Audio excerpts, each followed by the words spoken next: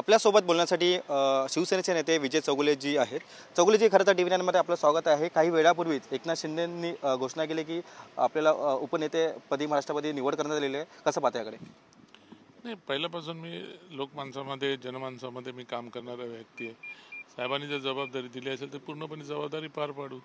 शेवटी लोकांना न्याय देण्यासाठीच ही शिवसेना उभी आहे आणि बस आपल्याला जे काय आज ताकद देतील उपमुख्यमंत्री साहेब त्या पद्धतीने ते काम करू।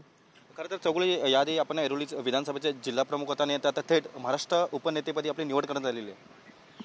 बघा, साहेबांना काहीतरी वाटलं असेल म्हणून साहेबांनी त्या गोष्टीचं डिसिजन घेतलं असेल आणि काहीतरी जबाबदारी असेल ती जबाबदारी आता नवी मुंबईची जबाबदारी माझ्यावरती आहेच आहे। आता उपनेता नवी मुंबईची पूर्ती आहे, नवी मुंबईसाठी काम तर करायचंच आहे पण त्याच्या पुढे पण काम करतच राहणार आहे।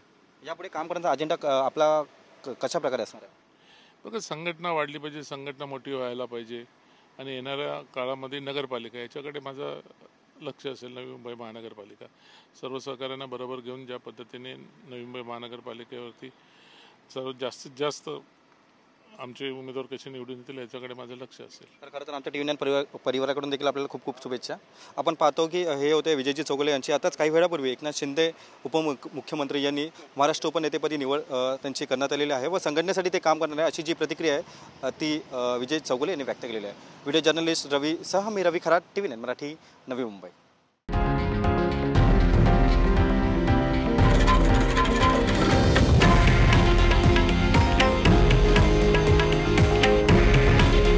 हे आहे देशातील नंबर 1 न्यूज नेटवर्क आणि आपण पाहत आहात टी.व्ही. 9 मराठी। काळजी तुमची, हित महाराष्ट्राचं।